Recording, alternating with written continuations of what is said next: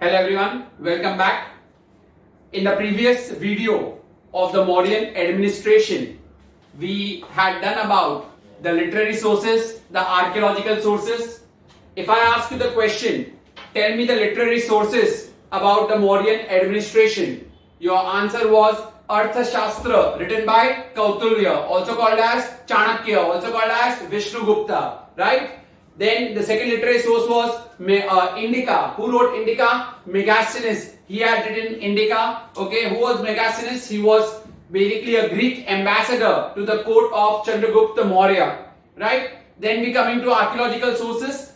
Edicts of Ashoka. What do you mean by edict? Edict is a decree issued by a sovereign. Right? And Edicts of Ashoka gives you information about the life and ideals of Ashoka and also about the Mauryans. Then we had done about the Sanchi Stupa, a semi-spherical dome. Okay, semi-spherical dome built up of unburnt bricks and stones. This Sanchi Stupa was mainly with regard to Gautam Buddha. Okay, it contained the relics. Relics means remains of Buddha's hair, Buddha's teeth, and Buddha's bone. All were kept below the dome in a cascade. Buddha was also referred to as what? A lotus, a wheel. Okay, he was referred to as lotus, a wheel, or a peepal tree. Then we had done about Chandragupta Maurya's story. Chandragupta Maurya, how was the Mauryan administration formed? Chandragupta Maurya and Chanakya, that is Vishnugupta, both were at the service of the Nandas, but both were wrongfully ousted by the Nandas. So both of them came together, they formed their armies, they had a war with the Nandas and they defeated the Nandas, thus setting up the Mauryan administration. Then the Greek ruler, Alexander's general Seleucus, he had attacked Chandragupta Maurya. Chandragupta Maurya defeated Seleucus, and then a treaty was signed according to which Kabul, Kandahar, Herat and Baluchistan was given, and Seleucus also married his daughter. What was the name of the daughter? Helen, to Chandragupta Maurya. And all the northwest frontier provinces came in Chandragupta Maurya's reign, and then he later on handed them all to his governor Pushyamitra. Then who is the son of Chandragupta Maurya? That is Bindusara. Name given to Bindusara. He is also called Slayer of Foes because he had defeated 16 rulers in the southern kingdom. Then coming to Ashoka. Name the two titles given to Ashoka. He was called as Priyadarshi and Devanama Priya. Then we had give the consequences of the Kalinga war. Okay. And after that, now we start the new part. This is all what was there in the previous basically video. So I've just given you a recap of all those things also. And now we come to the extent of Ashoka's empire. We had also done extent of Chandragupta Maurya's empire. Now we are doing the extent of Ashoka's empire. If you see the extent of Ashoka's empire, it was from Hindu Kush in the northwest, to river Pennar in the south, Hindu Kush in the northwest to river Pennar in the south, and he also had control over the other northwest frontier province like Nepal, Kabul, Herat, which are all outside India. Okay, so Nepal, Kabul, Herat, and all those outside India. 2-marker answer. Give the extent of Ashoka's empire. Your answer. First one, Hindu Kush in the northwest to river Pennar in the south. Till there, everything was under the rule of Ashoka. And other than that, Nepal, Kabul, Herat, all those provinces outside India were also under control of Ashoka. Is that clear? Now we move to a very, very important part of the chapter. Let's speak about the administration of the Mauryan Empire. Empire. Chandragupta Maurya, the real founder of the Mauryan Empire. He had his administration, and about his administration, you come to know through whom? Through Arthashastra. Arthashastra written by whom? By Kautulya, by Chanakya, or also you can say Vishnugupta. Who was he? He was the advisor and prime minister to Chandragupta Maurya. So Chandragupta Maurya's administration, you come to know through the Arthashastra. Is that clear? Because the Arthashastra deals with principles of, you can say, administration, rules of diplomacy, and also politics. All was given in the first video. So, and then later on, Bindusara also came. He did not bring much changes. He followed whatever his father had done. Ashoka also almost followed everything, but he had made some changes. in his grandfather's regime. Chandragupta Maurya was Ashoka's grandfather. Now, what all changes did Ashoka bring? What all changes did Ashoka bring to his grandfather Chandragupta Maurya's administration? There are 4 points given in the textbook about the same. First thing, in this Chandragupta Maurya, Ashoka, he added a 5th province, Kalinga. He added a 5th province, Kalinga, and Taxila was made its capital. Earlier there were 4 provinces. It is given in the box in the textbook. And since Chandragupta Maurya's time, there were 4 provinces. Ashoka came and added the 5th province. Which is the 5th province? What he added? Kalinga. And the capital was Taxila. Capital was Taxila. Okay? Second point. See, we are doing what changes did Ashoka bring in the administration which was set up from Chandragupta Maurya's regime. Okay? First point I told you that he added. What did he add? Which new province? Kalinga. And what was the capital of Kalinga? Taxila. Second point. Second point says about, that is, the central administration or the central monarchy. Monarchy means what? King. They had become paternal despotism. They had become like paternal despotism. What does that mean? In one of the rock edicts, it's mentioned that Ashoka says that all his people are his children. All his people, that means Ashoka's subject. Subject in Hindi is praja. Meri sari praja mere bacche hai. That is what Ashoka's edicts has maintained. So what did I say? The central monarchy was like paternal despotism. Paternal means like a father. Okay? So monarch, king. Monarch means king. Were like paternal despotism. Paternal means father. Father for whom? For the subject. Subject means for the people. And in one of the rock edicts, it's mentioned that Ashoka has said that his people are his children. Third change, what Ashoka brought. There were, the collection of taxes and the collection of crops. They were having some very rigorous ways. Ashoka made them in a simpler way. Collection of taxes, collection of crops. Ashoka changed their ways into very simple. They were earlier very complicated and very rigorous. So Ashoka made them very simple. And that's how the productivity and economy of the Mauryan administration improved. Economy and productivity of the Mauryan administration improved. And the fourth point, Ashoka also appointed Mahamatras. He appointed Mahamatras. The Mahamatras are called as the governor. For what? For the welfare of his people. Ashoka appointed Mahamatras for the welfare of his people. So these are the 4 changes which Ashoka brought in the administration which was set up from Chandragupta Maurya's time. Bindusara did not bring any change, but Ashoka had made some changes in the administration.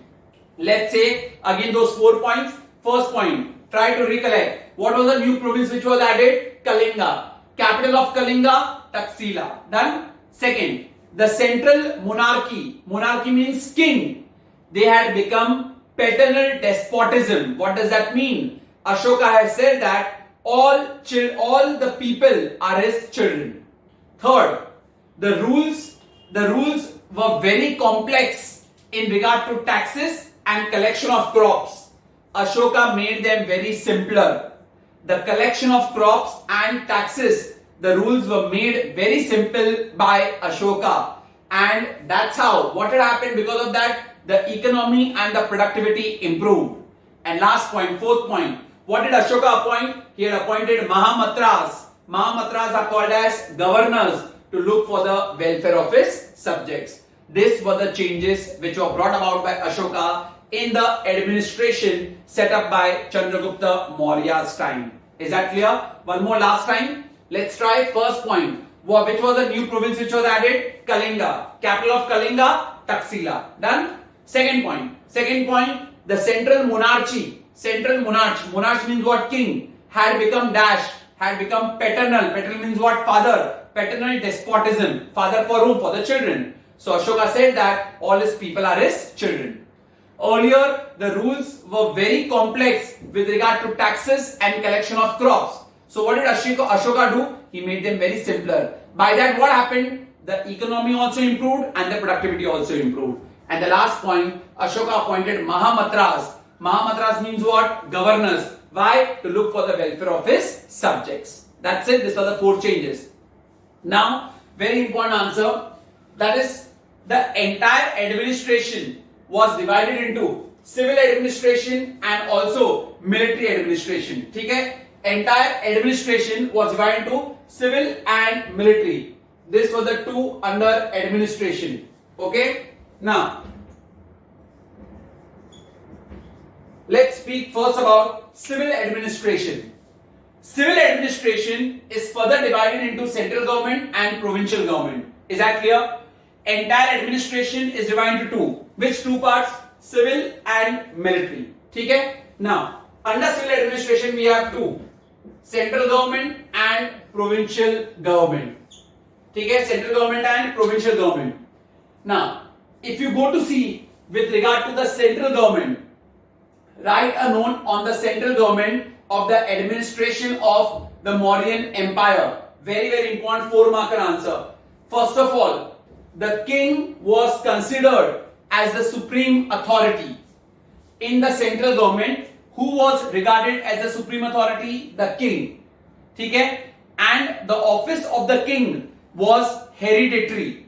The office of the king was hereditary. That means if Ashoka is the king, who will be the next king? Ashoka's son. So, the supreme authority was the king and the office of the king was hereditary. This all information is given under Arthashastra also as well as Indica also. Okay? Now further, the king, the supreme authority, who assisted the king? He was assisted by the Council of Ministers. The king was assisted by the Council of Ministers, which was headed by a Prime Minister. Who assisted the king? The king was assisted by the Council of Ministers, headed by the PM. PM is the Prime Minister. Done till here? Now, who were there in the Council of Ministers? The most important part. Who were there in the Council of Ministers? So, Council of Ministers included, first one, Purohit. The Pujari of the state is called dash Purohit. Pujari of the state is called as Purohit. Senapati. Senapati used to advise the king in matters relating to what? War and peace. Senapati used to advise the king on matters relating to war and peace. Third one, Sanidhata. Sanidhata, he was the treasurer. All that basically money ka collection rakhna, accounting rakhna was done by Sanidhata. Okay, these are all the names which were the designations during Ashoka's empire.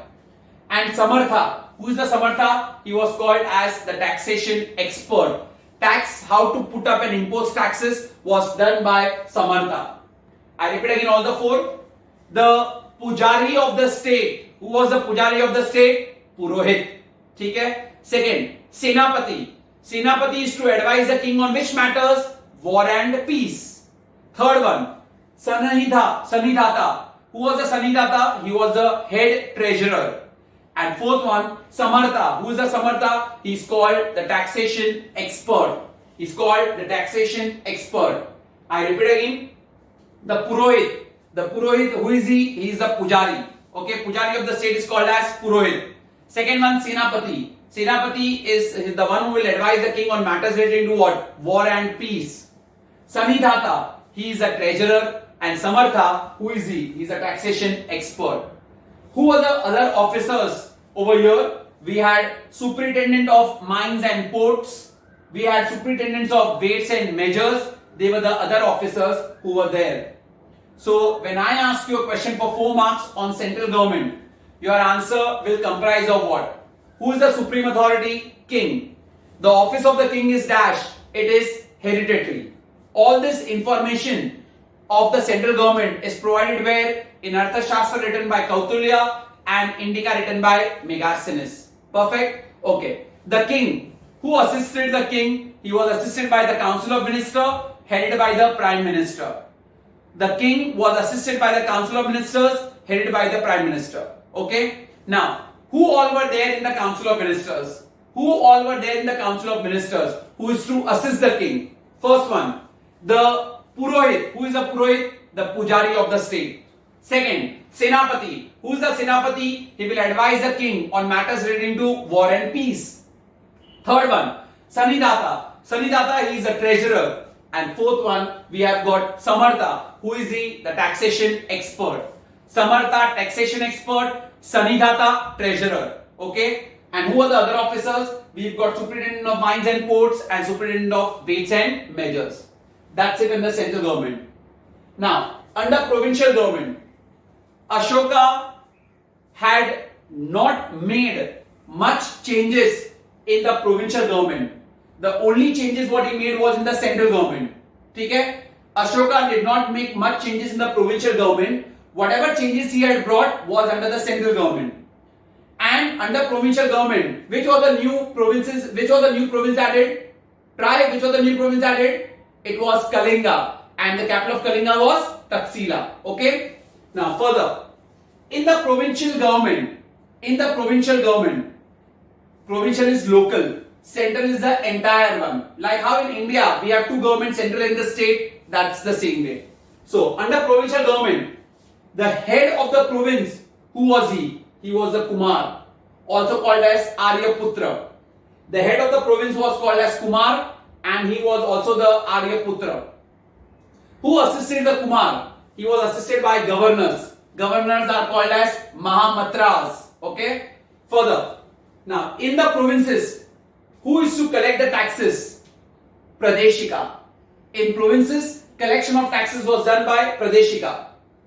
Who is the Rajuka? Rajuka is a modern day Tehsildar, like a revenue officer. Rajuka is a modern day Tehsildar, like a revenue officer. And Yukta, who is a Yukta? The treasurer. So if you see, the names are different in both. So here there are only three. Who is a Pradeshika in the provincial government? Who collected taxes? Rajuka, he is called the modern day Tehsildar, the revenue officer. And Yukta, the treasurer. So this is all about provincial government. Where did Ashoka make more changes? Central government or provincial government? Answer, central government. Provincial government, only he added one province. Rest he did not make any changes. Which was the province he added? It was which one? Kalinga. And the capital of the Kalinga was Taxila. Okay. And then I told you who all were appointed. And the Kumar, who is the head of the province, was assisted by governors. Pradeshika. What did the Pradeshika do? They collected taxes. What did the Rajuka do? He is called a modern day Tehsildar. And Yukta, he is called the treasurer. Is that very clear? This was a provincial government. You may get a separate question on central government, you may get on provincial government, or you may write a note on civil administration. So civil administration will comprise of both central government and provincial government. Mind you that. Civil administration comprises of both central and provincial. One more time. Just try to recollect. Central government. First, central government. Who is the head over there? The supreme authority, the king. Okay. And his office is hereditary. King is assisted by whom? By Council of Ministers. Okay. And headed by the Prime Minister. Who all are there in the central government in the Council of Ministers? The first one, Pujari. Purohit. Who is the Purohit? The Pujari of the state. Second one, Senapati. Who is the Senapati? The one who will advise the king in matters of war and peace. Third one, Sanidata. Who is the Sanidata? The treasurer. And fourth one, Samartha. Who is the Samartha? The taxation expert. Apart from them, which are the other officers? Superintendent of Forts, Superintendent of Mines, and Superintendent of Weights and Measures. That's it. Coming to provincial government. Ashoka did not make much changes in the provincial government except for the addition of a new province, Kalinga, with its capital, Taxila. Okay. Here, who is the head of the province? Province is smaller. Who is the head of the province? Kumar is the head of the province, also called as Aryaputra. Who assisted the Kumar? he was assisted by the governors, the Mahamatras who were appointed for the welfare of the people. They used to assist the Kumar. Now, who are the officers over here? The first one, Pradeshika, collected what? Taxes. Second one, we have got Rajuka, the modern day Tehsildar, also called as the revenue official. And Yukta, who is a Yukta? The treasurer. Is that very clear? So this is there under provincial government. I hope the result is clear. Now we come to the revenue system of Ashoka. The revenue system not of Ashoka, rather Mauryan administration. How was the revenue system? The main source of revenue under the Mauryan administration was land revenue. The main source was land revenue. That was the main source of income. Land revenue. And how much was the land revenue? It was from 1/6 to 1/4. 1/6 to 1/4 was the land revenue. The main source of revenue for the Mauryan administration was land revenue. Okay, land से जो भी उनको मिलता था, that was their main revenue. It was from 1/6 to 1/4. Now, the other two type of taxes was Bali and Bhaga. The other two types of taxes were Bali and the Bhaga. Okay. Now, what is the Bali? What is the Bali? Bali is the religious tribute. Bali is the religious tribute to be paid. Okay. Religious tribute had to be paid. That was called as Bali. Now, what is religious tribute? That means on the grounds of religion or for basically any other thing on religious grounds only, you have to pay something to the administration. That was called as Bali. What was Bhaga? Bhaga, it was 1/6 of agricultural produce and your cattle production. So, out of your total agricultural produce and your cattle, you have to give 1/6 of that income to the king. That was Bhaga. I repeat again. Which was the main source of revenue for the Mauryans? The main source of revenue for the Mauryans, your answer will be land revenue. How much was the land revenue? It was from 1/6 to 1/4. It was from 1/6 to 1/4. Bali. The other two taxes were Bali and the Bhaga. What was the Bali? The religious tribute. What is the Bhaga? Bhaga was out of your agricultural produce and your cattle, 1/6 was to be paid as taxes to the king. Is that very clear? Further, toll taxes were collected. Toll, T-O-L-L. हम लोग pay करते हैं ना when we change our city limits. So toll taxes were to be collected on the incoming of the goods. Okay, when any new goods used to come, so toll taxes were also collected by the Mauryan administration. Apart from that, taxes were also on, you can say, liquor. Taxes were also on gambling. On all those things, they used to impose taxes. तो ही तो उनको revenue मिलेगा. And this taxes का money, some part of this taxes का money was used on building of roads, building of hospitals, building of education centers. That was all basically done. So schools, hospitals, roads, okay, electricity, for all of those things they used to manage it out. That was under the revenue system. Very, very important answer for 2 or 3 marks. I'll repeat one more time. If I ask you, tell me the main source of revenue for the Mauryans, your answer will be land revenue. How much was the land revenue? 1/6 to 1/4. Anything ranging between that. Second one, tell me the two types of taxes. What they used to collect? One is the Bali and one is the Bhaga. What is the Bali? The Bali is a religious tribute. What is the Bhaga? In Bhaga, 1/6 of the income had to be paid of your agricultural produce and your cattle. Then what? Toll taxes were collected. Okay, taxes were also imposed on liquor, gambling, etc. And this money was used for construction of roads, for hospitals, irrigation, and so on. Roads, hospitals, irrigation, and so on.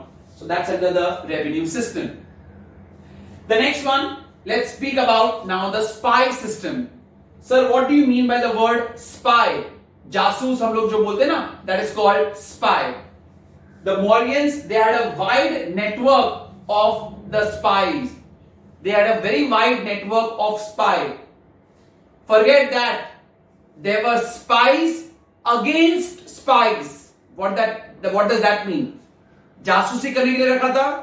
वो जासूसी क्या जासूस कर रहे ना, उसके ऊपर भी और जासूस रखा था. Imagine that much they wanted all correct information. There were spies against spies. Spy के ऊपर भी और एक spy रखा गया था. Imagine that was the level of their insecurity to collect all the correct information. So they had a wide network of spy system. There were spies against spies, and if any important information was to be collected, more than one officer was appointed. If they had to collect important information, then more than one officer was appointed. Is that very clear? I'll repeat again. Spy system. How was the network of the spy system? Very wide network. Second, there were spies against spies. Spies against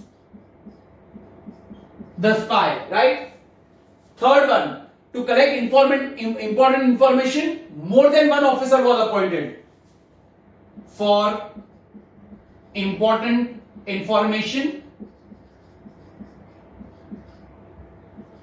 more than one officer was appointed.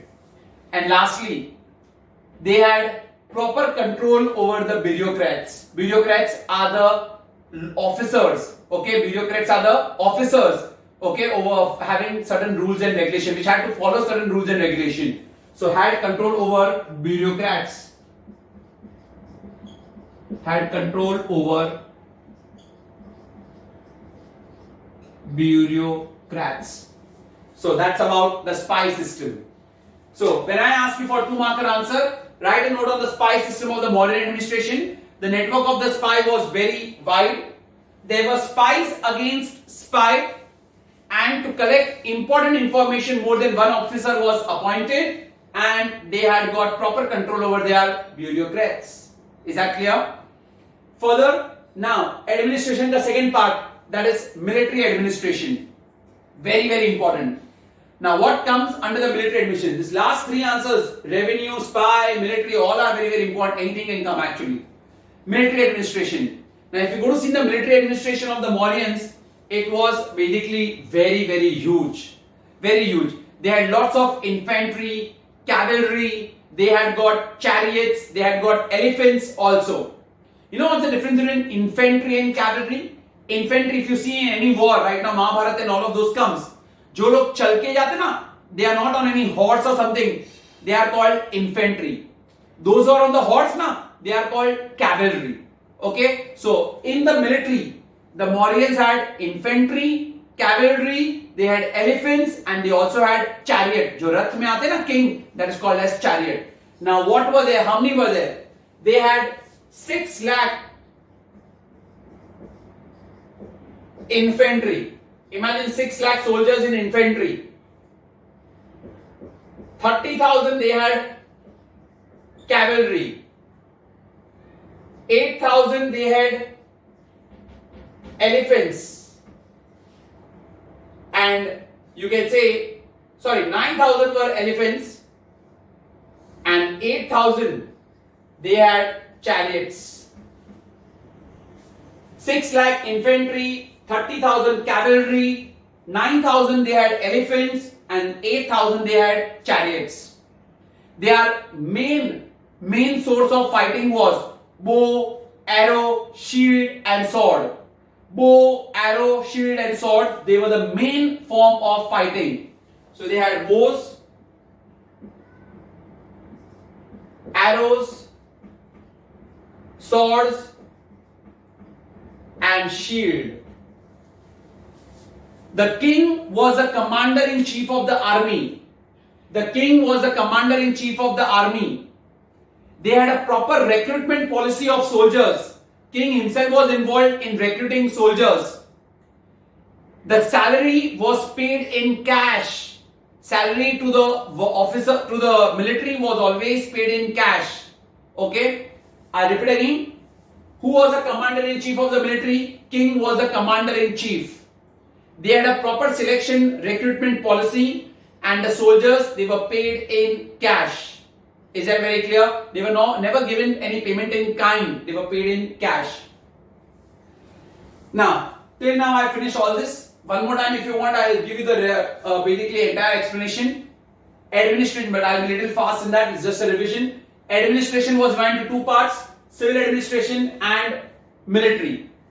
Under civil we had got two: central government and provincial government. But before that, under the administration, the four changes which Ashoka brought in the administration: he added a new province, Kalinga, with Taxila as its capital. Second, the central monarchy was basically the paternal despotism, that is, all people are his children, Ashoka's children. Third one, the rules and complexes of taxation and collection of crops were simplified, which increased the productivity and economy of the Mauryan administration. And Ashoka appointed Mahamatras as his governors to look for the welfare of his subjects. Then under the central government, who is the supreme authority? The king. His office was hereditary. Who assisted the king and the central government? The council of ministers headed by the prime minister. Who all were there in the council of ministers? First one, the pujari of the state called as Purohit.